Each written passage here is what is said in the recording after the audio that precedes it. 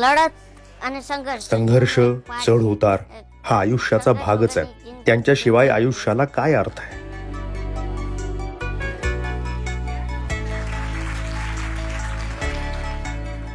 माझं नाव गणेश बारिया. माझी उंची 3 फूट आहे आणि वजन 20 किलो. मी माझं MBBS पूर्ण केलंय आणि मी सध्या भावनगर मधल्या सिव्हिल हॉस्पिटलमध्ये मेडिकल ऑफिसर म्हणून काम करतोय.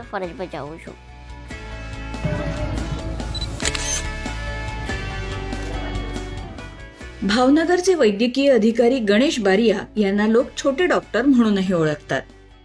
जेव्हा मी प्राथमिक शाळेत होतो तेव्हा सर्कस मधल्या लोकांनी माझ्या वडिलांना 5 लाख रुपये देऊ केले होते मी सर्कस मध्ये येण्यासाठी.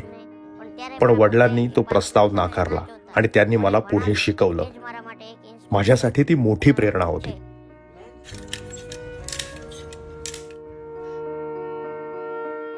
गणेश यांना कमी उंचीमुळे लहानपणापासूनच चेष्टेलाही सामोरं जावं लागलं. 5 કિલોમીટર નિશાળ ગામથી નિશાળ છે પ્રાથમિક.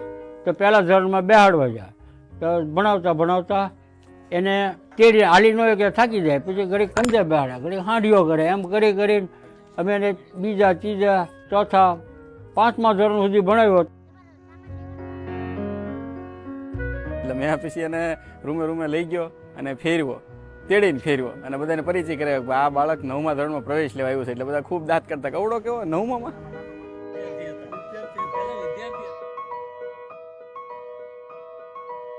वैद्यकीय शिक्षण मिळवण्यासाठी तर गणेशना बराच संघर्ष करावा लागला. 12वी सायन्स आणि त्यानंतर नीटची परीक्षा दिल्यानंतर मी MBBS ला प्रवेश घेतला. पण शारीरिक कमतरतेमुळे मेडिकल काउन्सिल ऑफ इंडियानी माझा अर्ज नाकारला. ते वर्ष होतं 2018. त्यावेळेस प्रचंड निराश झालो. आशेचा कोणताही किरण मला समोर दिसत नव्हता. गणेशना MBBS ला प्रवेश मिळावा म्हणून त्यांचे शिक्षक दलपत भाई आणि राजवंत भाई हायकोर्टात गेले, पण ते केस हरले. हायकोर्टात हरल्यानंतर मी निराश झालो होतो. मला काही पुढे मार्गच दिसत नव्हता आणि पुढे काय करावं हेही कळत नव्हतं. मी निराश झालो होतो कारण माझं डॉक्टर होण्याचं स्वप्न पूर्ण होताना दिसत नव्हतं. त्यानंतर सुप्रीम कोर्टाचा निर्णय मात्र गणेशच्या बाजूने आला. 22 ऑक्टोबर 2018 सुप्रीम कोर्टानं असं म्हटलं की शारीरिक कमतरतेमुळे MBBS ला प्रवेश नाकारला जाऊ शकत नाही. दलपत कटारिया दिल्लीला गेले होते. वकील कोर्टातनं बाहेर आले आणि आपण खटला जिंकला आहे त्यांनी सांगितलं. तेव्हा मी सुप्रीम कोर्टाच्या आवारातच 1.5-2 तास नुसता रडत होतो.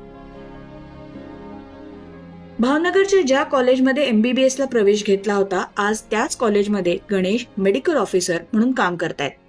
मी जेव्हा हॉस्पिटलमध्ये जातो तेव्हा पेशंटना आश्चर्य वाटतं, पण मग हळूहळू लोक सहकार्य करायला लागतात. माझ्या उंचीचा फायदा म्हणजे छोटी मुलं माझ्याशी खूप छान बोलतात. त्यांच्या छोट्या समस्या ते मला सांगतात, जे ते इतरांना सांगू शकत नाहीत. माझ्यासाठी ही मोठी जमेची बाजू आहे. संघर्षाशिवाय आयुष्य नाही. तुम्ही तुमच्या ध्येयाच्या दिशेनं जात असता. अनेकदा अपयशी झाल्यासारखं वाटतं, पण मला वाटतं की ध्येयाच्या दिशेनं चालत राहणं हेच आयुष्याचं उद्दिष्ट असावं. અને કંઈક પ્રાપ્ત કરવું એ જ આપણું જીવનનું ધ્યેય રાખીએ.